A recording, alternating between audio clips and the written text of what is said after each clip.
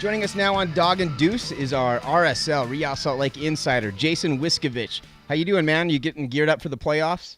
I can't wait, guys. How you guys doing tonight? We're doing good, man. Super stoked. See, we were talking a little bit earlier about this is my favorite time of the year for sports because we got college football, the NFL, the Jazz just barely started, and Real Salt Lake's in the playoffs. So, and I know you're a Ute fan, but what is your favorite? What's your favorite part of this sports time of the year? I have to say, definitely Utah football. Just because it's college football, it's that the fall, the winter's coming, and it's great to go to the games and just be in the atmosphere of Rice Eccles Stadium. So I love that. Yeah, were you at that USC game?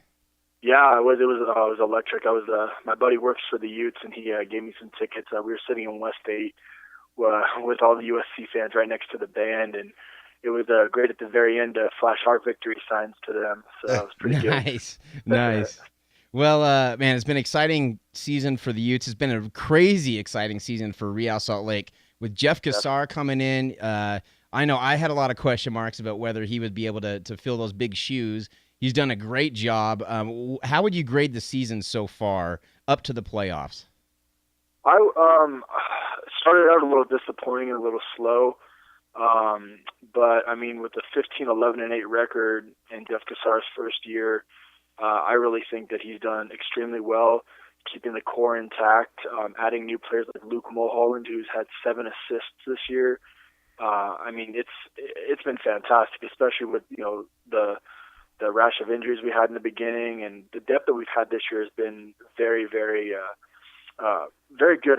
Especially like last year during MLS playoffs and right before it, everyone got injured, but the depth brought us through, and that's been the case this year. I think we're even a deeper team this year. Well, let's hope so, because now they're in the playoffs. Now, for a lot of our listeners and viewers who aren't familiar, MLS does their playoff system a little bit differently. Can you explain a little bit how the different rounds go? Sure. So essentially 5 teams from each conference make it to the playoffs. So 5 from the East, 5 from the West. First round team gets a bye, and then there's a play-in match at the with teams 4 and 5, and whoever wins that gets to play the first seed. So tonight's play-in match was FC Dallas for the Western side was FC Dallas versus the Vancouver Whitecaps, and FC Dallas beat the Vancouver Whitecaps 2-1. So therefore, the Vancouver Whitecaps are out, and FC Dallas would play number 1 seed Seattle, and second seed LA Galaxy will play RSL, which is the 3rd seed. So, okay. So, what can we expect? The Galaxy is kind of become a rival, and for me, I really became a fan the year that RSL won the MLS Cup. Now, I want to preface this. All right, I was a fan that year. It didn't happen after they won the Cup. Sure. All right. It honestly took me a while to kind of get into soccer until I started watching that team. So for me personally, that's where I date the rivalry. Is that a good place to start it? Yeah, it really is. So in 2009, which was the year that RSL won the Cup, there was 46,000 people. It was played up in Seattle at at CenturyLink, which was called Quest Field at the time, and it was a 120-minute match. So 2 extra time periods after that, and the 41st minute, Mike McGee scored a goal to give the Galaxy a first half lead, and then Donovan Ricketts, the old goalkeeper, who's now the keeper of the Portland Timbers, broke his arm, and Saunders came in to replace him. And Robbie Finley actually scored the equalizer in the 64th minute. And in the shootout, Landon Donovan missed his shot, and Ned Grabavoy converted his. But then in the 7th round, Robbie Russell scored the go-ahead PK and to give RSL the Cup. And ever since that day, there's been a budding rivalry every single year. Even in 2011. RSL went on the road to face the Galaxy, and Galaxy beat us. Then last year, we beat the Galaxy and knocked them out of the MLS playoffs. So this is a huge game for us. We have to win at home and make a statement. What do you think tactical matchups favor Real Salt Lake in the upcoming match versus LA Galaxy? I really think that definitely on our wings, being with Plata with his speed, and even on the other side with Luke Mulholland playing as a right mid, because the Galaxy wingbacks, Robbie Rogers playing the left wing back and Gargan playing the right wing back, they're always in bad positions. They can't mark people very well, and with Plata's speed, he'll just dissect them apart, and it plays into the strength of the RSL with their box-to-box possession type of play. And how about on the other end of the spectrum? I mean, what do you see from the Galaxy that RSL fans should be worried about? Well, the three-headed monster of Keane, Jossie Zardes, and Landon Donovan. Those are really, they're probably arguably the best three players in MLS right now. I mean, Robbie Keane has led MLS led the Western Conference with 19 goals, followed by Jossie Zardes with 16 and Landon Donovan with 10. But the thing is that they play so well off each other, and Landon Donovan, this is his final MLS season. This is a storybook fairy tale ending for him. So I want that book shut. I don't want him to have that nice ending. I don't blame you, man. And it's a good thing we have Nick Armando, right? That's what I think, exactly. Man. I'm totally biased, but we've kind of had a little bit of a debate going on here about. I'm a total homer for Real Salt Lake. Don't say it, man. I'm trying to help you here. I totally am, but and I'm a big fan of the U.S. men's national team. All right, good. And right. Tim Howard's great. He's great. I'm not denying that. But come on, man. Nick Armando is freaking amazing. He's amazing. I agree, but you got to look at the difficulty of play in the EPL compared to the MLS. I know. Tim Howard's playing against Man City, Chelsea, Manchester United, the best teams in the world, and then you're going against, DC United and Vancouver. It's just the level of difficulty is different. But I agree with you. But Nick Armando is arguably the best goalkeeper in MLS history. There's no doubt about it.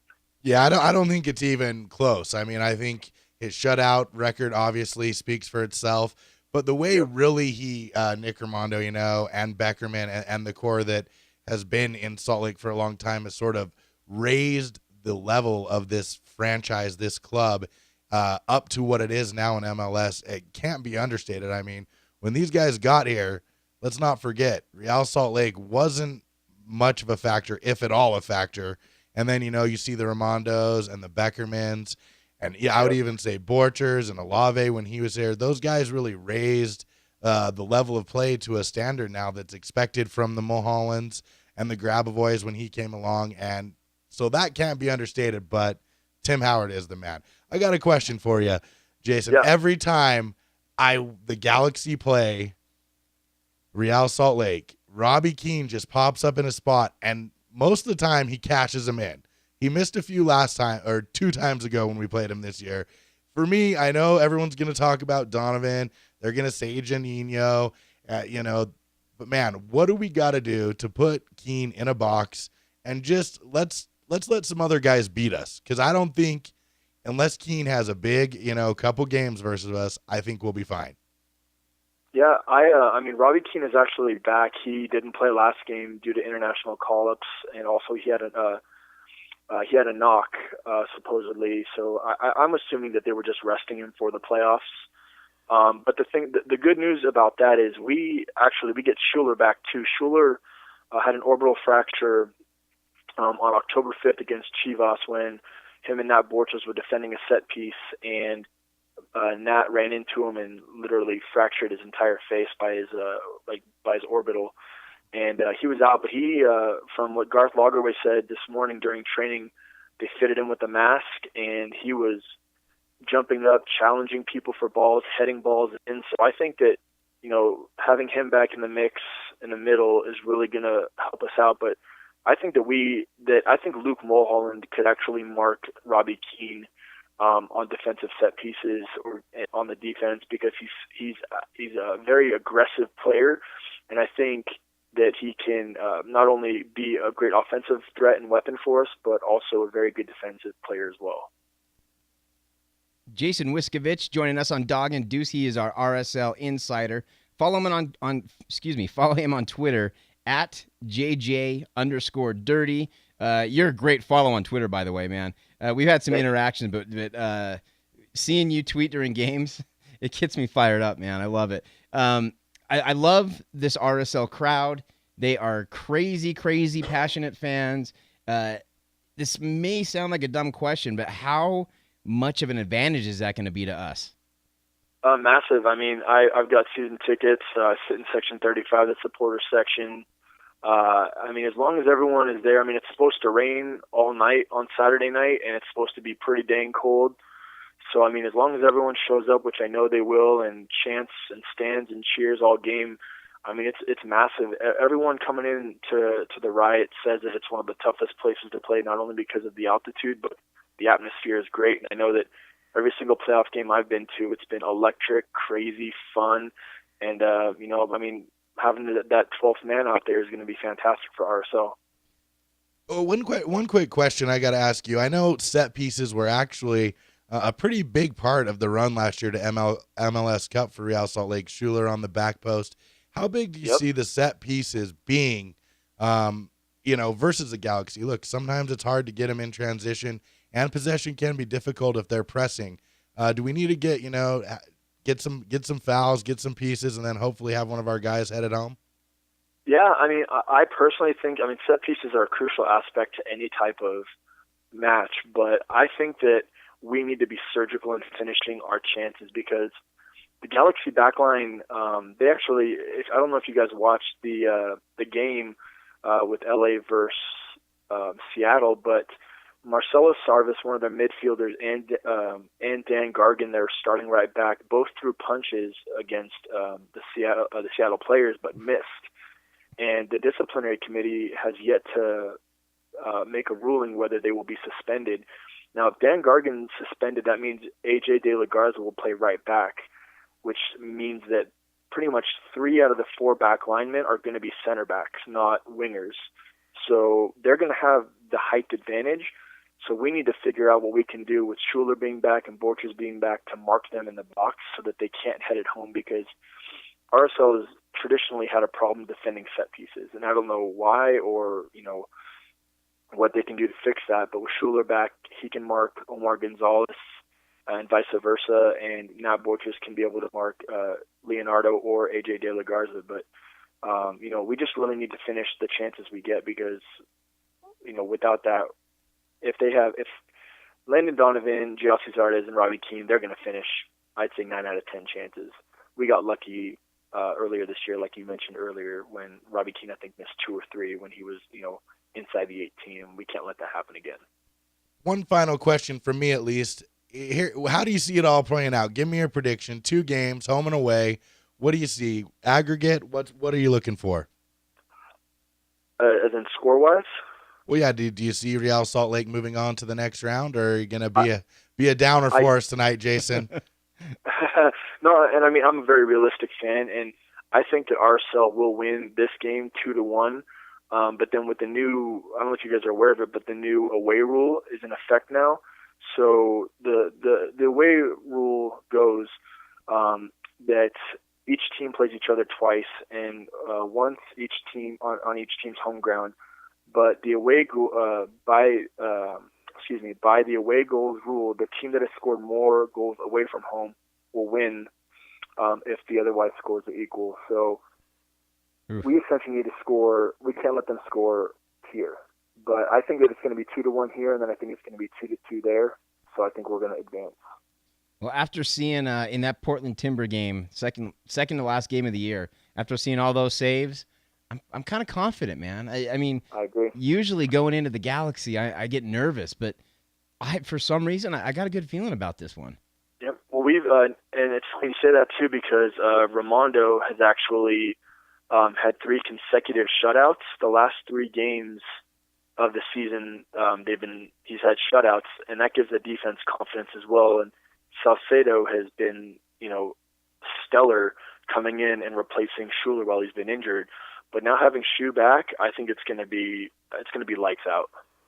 Well, I hope so. And you mentioned the attendance thing, and we hope that we get people out there in the cold weather. They will show up, and I know this because a few years ago, Real Salt Lake was playing on the night that BYU and Utah were playing, and they still sold out the Riot. So these fans are intense, they're loyal, and they're going to come out in droves. And I really hope to see the Galaxy sent home packing and crying and whining, because I can't stand. I know Colorado's the big rival, or supposed to be, but man, I don't hate any team like I hate the Galaxy. I just don't. I'd say BYU's a pretty damn close second. Well, we'll have to get you back on to talk some Utah football, and also if Real Salt Lake moves on, we're gonna have you back to keep covering these playoffs. So thank you, Jason. Jason Wiscovitch. Follow him on Twitter at JJ_dirty. You will not regret that. Thank you so much for joining us. We really appreciate it. Thanks, guys. Have a great night, and believe and go Utes.